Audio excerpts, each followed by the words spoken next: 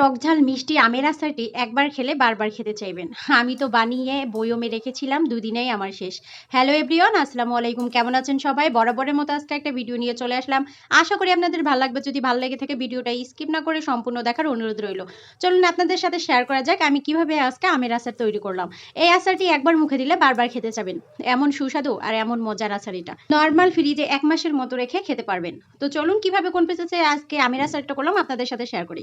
তো আমি বেশি পরিমাণে রসুন নিয়েছি আর এখানে নিয়েছি শুকনা মরিচ। তো শুকনা মরিচ রসুন সরিষার তেলে, খাঁটি সরিষার তেলে আমি ভেজে নিয়েছি হালকা করে। ভেজে নেওয়ার পর এখানে দিয়েছি আমি পাঁচফোড়ন। পাঁচফোড়ন দিলে কিন্তু আচারের স্বাদ বাড়ে আর একটা সুন্দর ফ্লেভার পাওয়া যায়। সেজন্য আমি এখানে পাঁচফোড়ন ব্যবহার করেছি। আপনারা চাইলে স্কিপ করতে পারেন, বিভিন্ন মশলা অ্যাড করতে পারেন। তো আমি এখানে পাঁচফোড়ন দিয়ে ভালোভাবে ভেজে নিয়ে এখানে পরিমাণ মতো আমি আগেই ছিলে কেটে রেখেছিলাম কুচি কুচি করে। তো আমগুলো এক এক করে দিয়ে দিয়েছি। দেওয়ার পর একটু হালকা লাড়াচাড়া ভালোভাবে দিয়ে নিলাম। নেওয়ার পর এখানে আমি মিঠাই নিয়েছি, অর্থাৎ গুড় যাকে বলে, আখের মিঠাই নিয়েছি আমি। তো 1 বাটি পরিমাণ আখের মিঠাই নিয়েছি। তো এখানে আমি শুকনো লঙ্কা গুঁড়ো 1 চা চামচ দিয়েছি হজের গুঁড়ো 1 চা চামচ দিয়েছি, 1 চা চামচ লবণ দিয়ে ভালোভাবে আমটাকে আর মিঠাই আর মশলাগুলো একসাথে মিক্সড করে নিয়ে ঢাকনা দিয়ে ঢেকে দিব। এখানে কোনো আমি পানি অ্যাড করবো না, কারণ আম থেকে পরিমাণ মতো পানি বের হবে, মানে পর্যাপ্ত পরিমাণে পানি বের হবে। আর এগুলো লাড়াচাড়া দিলে আমটা একদম গলে যাবে। তো আমি একটু গলা গলা, এতটা গলা গলা করবো না, একটু যাতে, আর আমের আচারটা এত গলা গলা করলেও আমার ক্ষেত্রে ভালো লাগে না, একটু গোটা গোটা থাকলে মজা লাগে বেশি। তো আমি এখানে ভালোভাবে আমের আচারটা লাড়াচাড়া দিয়ে নিচ্ছি যাতে করে তলে না ধরে যায়, কারণ আমি এখানে মিঠাই অ্যাড করছি যেহেতু পর্যাপ্ত পরিমাণে। আর মিঠাই এটা হবে টক ঝাল মিষ্টি আচার, আমের আচার রসুন দিয়ে।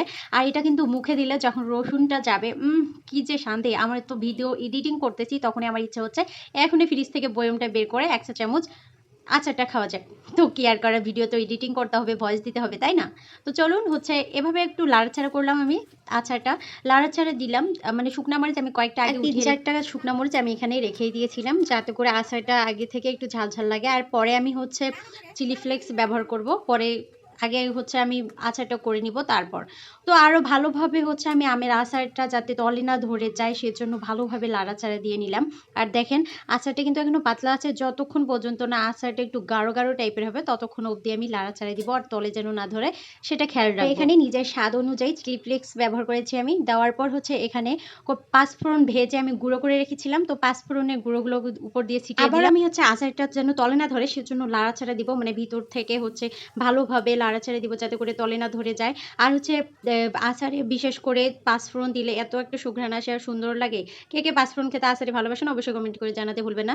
আর এখানে আমি একটু টেস্ট করে দেখলাম যে মিঠাইটা একটু পরিমাণে কম হয়েছে, তো ভাবলাম যে দিয়ে দেই মিঠাইটা। আর একটু দিলে ভাতের সাথে বলেন এমনিতেও বলেন যে কোনো খাবারের সাথে কিন্তু আচারটা খাওয়া যায়। তো দেখেন কত পারফেক্টলি আমার আচারটা হয়ে গেছে। এভাবে বাসায় ট্রাই করবেন, আশা করি আপনাদের ভালো লাগবে।